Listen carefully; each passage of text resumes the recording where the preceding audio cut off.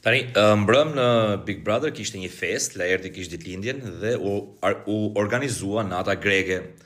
Po, cilat ishin reagimet në rrjetet sociale për natën greke në Big Brother? Tani kishte shumë reagime, okay, shumë bukur, bravo, natë greke, këngë, valle, atmosferë. Por kishte edhe mendime kundër që të çne këto këngë greke në Big Brother VIP Albania, siç ka patur të çne këto këngë greke në Big Brother VIP Kosova për shembull. Kishte tipit që bravo i qoftë gjesti që s'ndënjë fare aty dhe hiku i përbuzi këngët greke.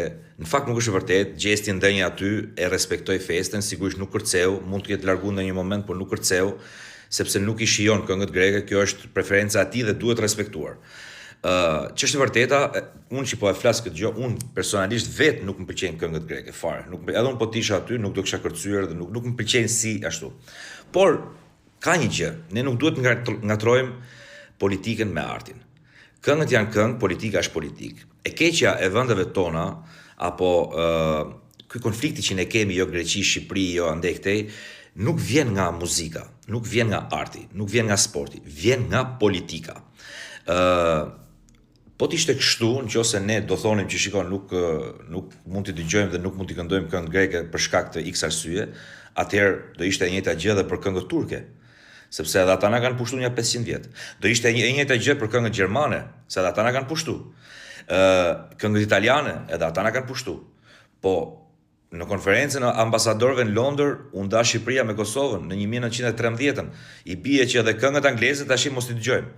Pra, unë e kuptoj sensibilitetin kombëtar etj etj. Po ka të bëjë me politikën, nuk ka të bëjë me artin, nuk ka të bëjë me filmin, nuk ka të bëjë me këngën, s'ka të bëjë me sportin njerë, e kupton? Pra ne nuk duhet i ngatrojmë këto gjëra. Kështu që sigurisht që kemi preferencat tona artistike, dhe thash në fillim edhe mua s'm pëlqejnë. Mua s'm pëlqejnë këngët greke, s'm pëlqejnë këngët slave, nuk më pëlqejnë, nuk i kam dëgjuar kurrë. Por që kjo s'do të thotë që ti ngatrosh me politik bërjen apo me konfliktet që ne kemi në historinë tonë. Këngët janë këngë, arti është art. Është preferencë, është subjektive, pëlqimi apo jo, por nuk ka të bëjë me çështje kombëtare. Kështu që duhet bëjmë shumë kujdes në këto si thosh perceptime, sepse i ngatrojmë ca gjëra. Arti është një ambasador i mirë i shteteve për nga lind, politika mund të jetë ambasador i keq që neve na ka futur në konflikt dhe jemi sot këtu ku jemi.